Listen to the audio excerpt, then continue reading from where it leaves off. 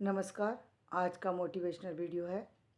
जीवन में सिद्धांत बनाए बगैर चलते चले जाना मूर्खता से बढ़कर कुछ नहीं है। जीवन में निश्चित रूप से कोई ना कोई सिद्धांत व्यक्ति को बनाना चाहिए, क्योंकि ये जीवन बहुत मूल्यवान है। यदि आपके पास सिद्धांत होता है तो आपके पास एक आधार मिल जाता है जीवन में आगे बढ़ने के लिए। क्योंकि यदि आपके पास सिद्धांत नहीं है तो जीवन में आपके पास कोई आधार नहीं है, और निराधार जीवन जो है वो एक ना एक दिन बेकार चला जाता है। एक दिन व्यक्ति को उसके लिए पछताना पड़ता है। क्यों? निराधार है ना, तो आप उसका दुरुपयोग करने लगते हैं। उसका उसका सदुपयोग हो ही नहीं सकता। जब आपके पास कोई आधार हो, आप देख लीजिए उन लोगों को जो जिन लोगों के पास कोई आधार नहीं है, कोई सिद्धांत नहीं है, और उसके बिना वो जीवन यापन कर रहे हैं, तो क्या करते हैं? जो सुबह उठेंगे और उसके बाद उनकी दिनचर्या को परखा जाए तो आपको ज्ञात होगा कि उनको जीवन का पता नहीं कि उनको क्या करना चाहिए और वो क्या कर रहे हैं। वो पूरे दिन एक अनिजी लाइफ जीते हैं। अंस वो सक्सेसफुल नहीं है जीवन में कोई भी उनके लिए कोई भी चीज़ महत्वपूर्ण नहीं है। कोई भी व्यक्ति उनको महत्व नहीं देता। क्यों? क्योंकि उनका जीवन निराधार है, बिना सिद्धांत के चला रहे हैं वो जीवन। उम्र का कोई भी पड़ाव हो भाई, एक उम्र तक कोई व्यक्ति आपके लिए कोई सिद्धांत निर्धारित कर सकता है। कोई आपके लिए एक जीवन की दिशा दे सकता है, लेकिन एक समय पर आने पर आपको अपनी दिशा स्वयं निर्धारित करना चाहिए। सारे दिन तो कोई व्यक्ति आपके साथ सारे जीवन तो नहीं चल सकता, लेकिन लोग यही चाहते हैं कि सारी ज़िंदगी लोग ही उनको डिक्टेट करते रहें। जैसे एक कभी आपने देखा था बचपन में, यदि देखा हो तो पहले लोग जो है डिक्टेट करते थे। ये जो सब्जेक्ट वाइज लिटरेचर में हिंदी हो इंग्लिश हो उसमें डिक्टेशन देते थे। इसी तरीके से जीवन के सिद्धांतों को भी डिक्टेट करने के लिए लोग चाहते हैं कि उनको डिक्टेट किया जाए। हर समय उन्हें बताया जाए अब ये करो, अब ये करो, अब आपके सामने ये समस्या आ गई, इसका ये समाधान करो, अब ये आ गया, अब ये करो। ये गलत है। तो सही क्या है? सही है कि आपको जीवन में अपने आप आगे चलना आना चाहिए। उसके लिए जब आपके पास एक निश्चित कार्य होता है, एक निश्चित जीवन मूल्य होते हैं, निश्चित आधार होता है, तो आप एक निश्चित समय से बंधे होते हैं। आपके सारे जीवन की सारी चीज़ें अपने आप ही जो है एक दिशा में चलने लगती हैं। जो सबसे महत्वपूर्ण है इंसान होने की सबसे ज़्यादा पहचान है ये चीज़ें कि आप इंसान हैं, तो आपके कुछ सिद्धांत हैं, कुछ चीज़ें हैं जिन पर आप चल रहे हैं। आपने देखा होगा बचपन में आपके लिए आपकी माँ जो है एक सिद्धांत निर्धारित करती है। जब बच्चा बहुत छोटा होता है, वो कब उठेगा, कब नहाएगा, कब वो उसके कपड़े बदले जाएंगे, कब वो उसे बाहर निकालना है, कब उसे अंदर रखना है, ये माँ का कार्य होता है।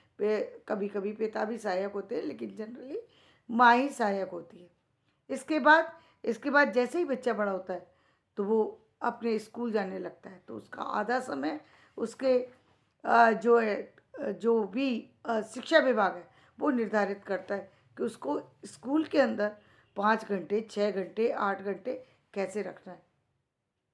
कुछ लोग कुछ अलग तरीके से ज़्यादा समय के लिए भी अपने बच्चों को भेजते हैं। वहाँ भी एक निश्चित दिनचर्या होती है कि उस बच्चे को किस समय फीड कराना है और किस समय उसको जो है खाना खिलाना है, किस समय उसे सुलाना है और किस समय उसे खिलाना है।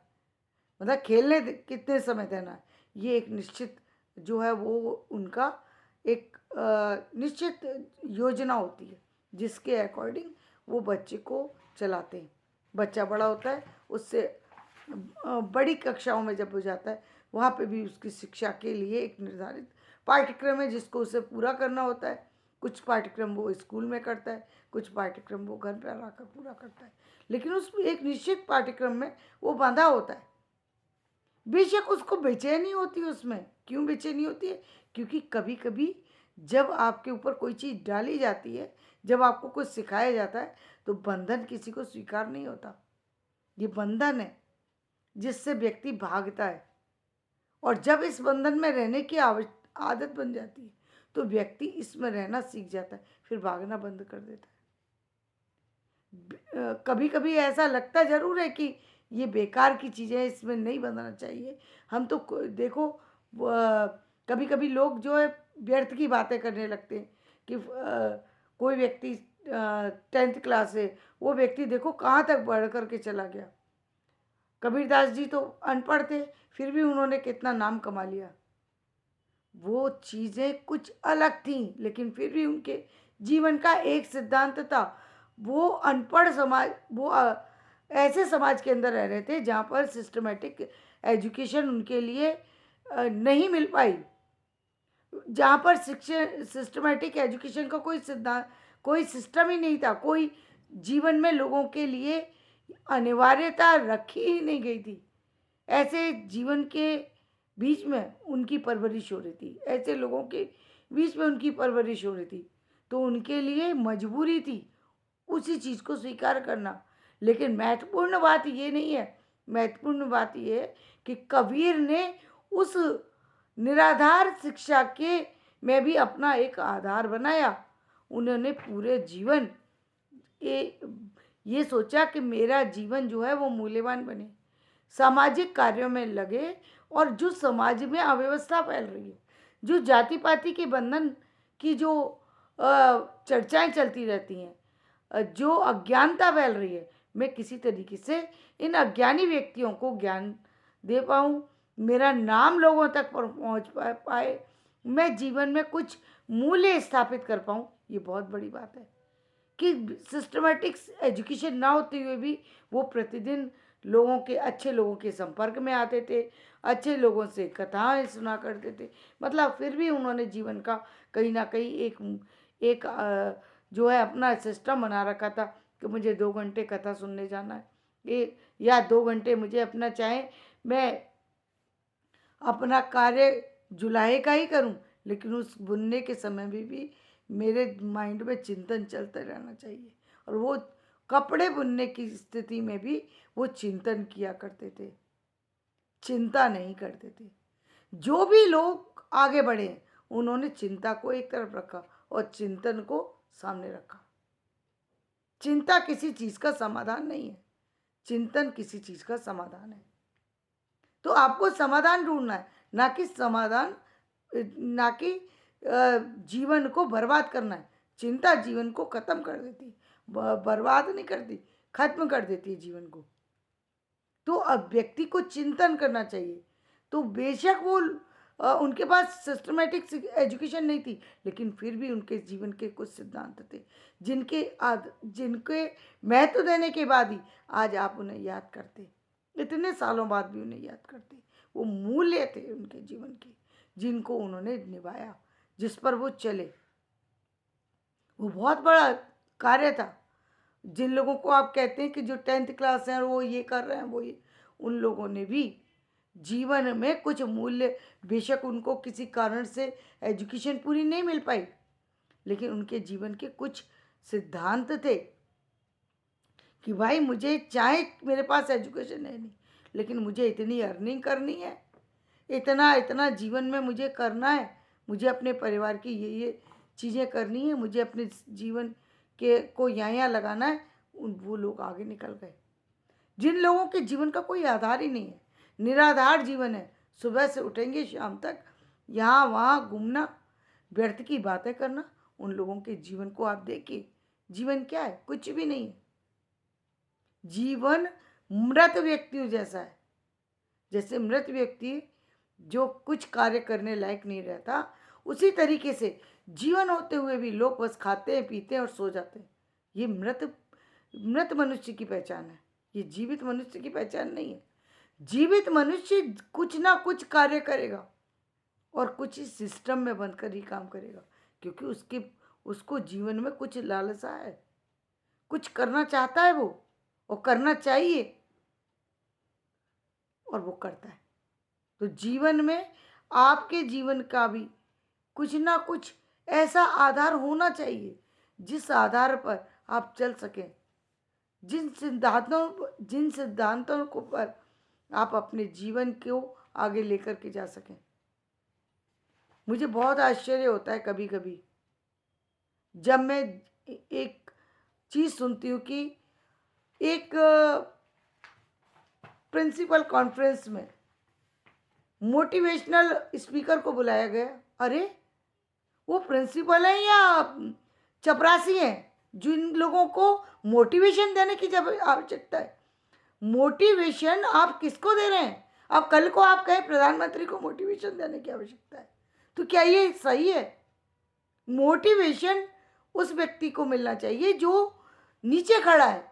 आप ऊपर खड़े हैं और मोटिवेशन चाह रहे हैं। आप लोगों को दिशा देने जा रहे हैं और आप ही को मोटिवेशन चाहिए। आपको तो खुद से जागरूक होना पड़ेगा ना। आप किसी को दिशा देने जा रहे हैं, आप खुद से आपको अपने निर्णय लेने की क्षमता होना चाहिए, अपने जीवन के कुछ सिद्धांत होना चाहिए। यदि आप ही इतने कमज़ोर हैं तो आप इतने बड़े पद को कैसे संभाल सकते हैं?